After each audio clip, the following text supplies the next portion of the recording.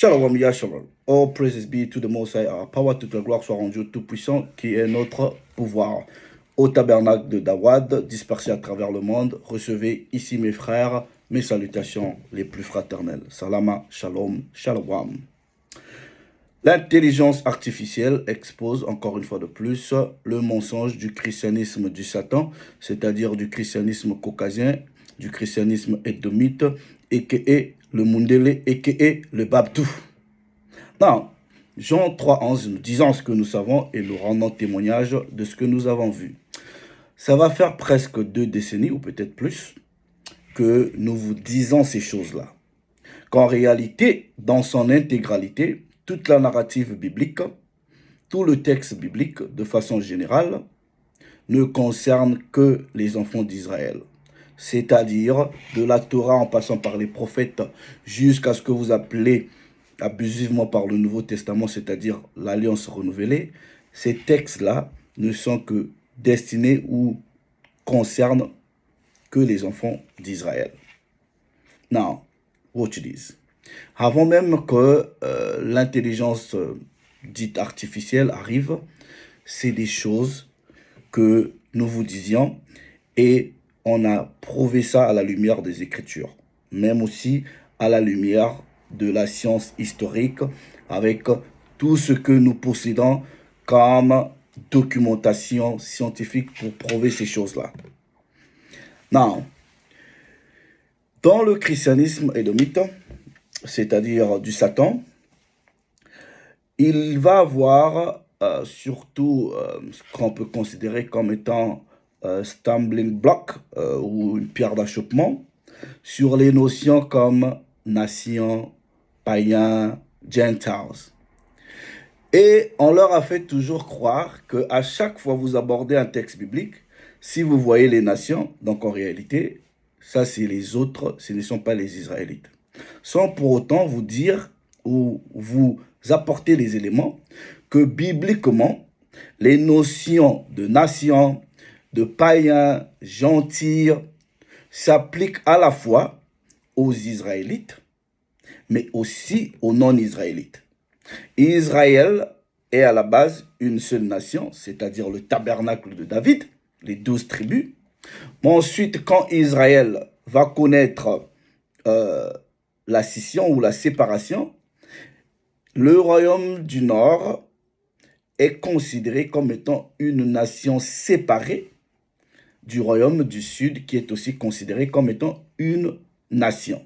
C'est pour cela, quand vous lisez le texte d'Ézéchiel au chapitre 37, à partir du verset 15, quand il parle de la réunification de 2 maisons d'Israël, c'est-à-dire Éphraïm ou Joseph, c'est-à-dire le royaume du Nord qui a pour capitale la Samarie, Juda ou la maison de Juda, qui a pour capitale Jérusalem, le prophète prophétise la réunification, c'est-à-dire la reconstitution du tabernacle de David, que Paul utilise une analogie en fonction de ce que lui considère comme le greffage, mais le prophète dans sa vision, il dit prends les 2 bois et ramène-les ensemble.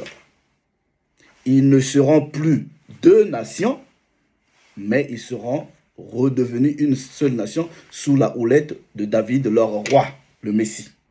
Ouais? Non.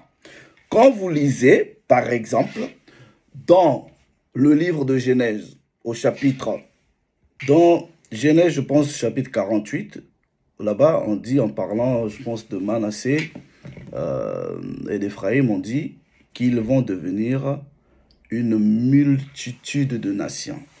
Ouais? Une multitude de nations. Et dans le chapitre, je pense, 38, par là, on dit à Jacob qu'une nation est une multitude de nations. Donc, quand vous allez en hébreu, ça veut tout simplement dire une nation, goy, et une multitude de païens, goïm, sortiront de toi.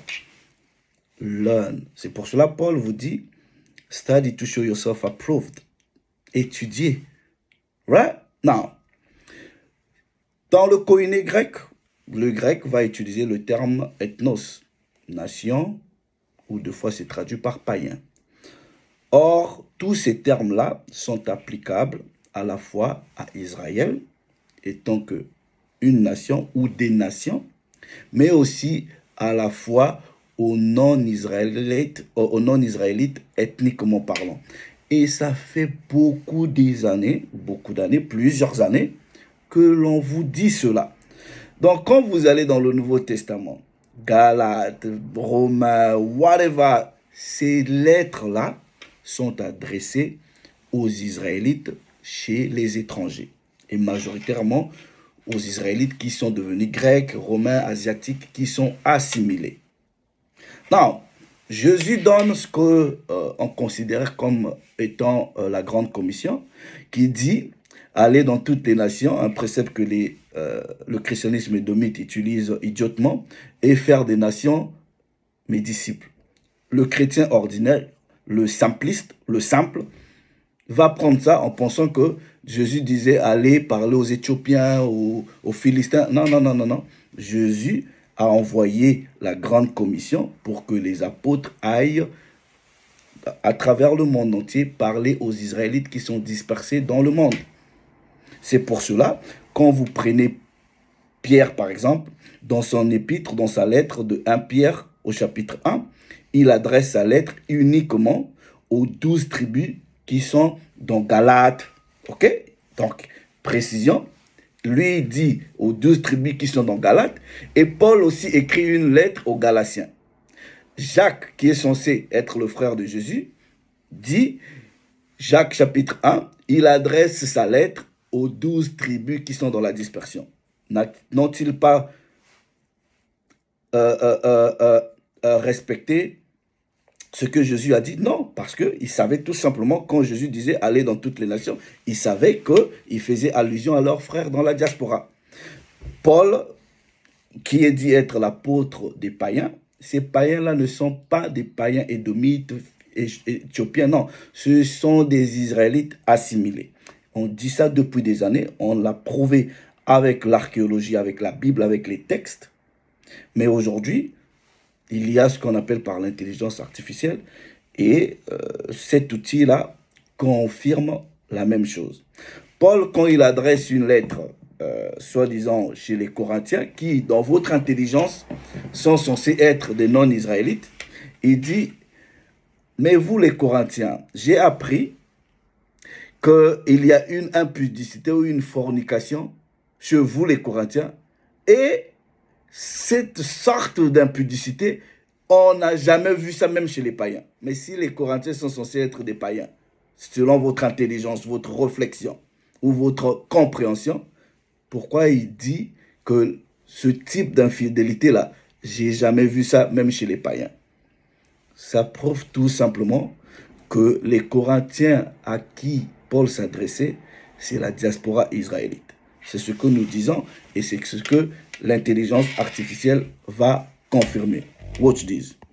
Alors, comme vous pouvez voir, c'est aujourd'hui, ok, today, and then on est dans chat GPT. Now, watch this.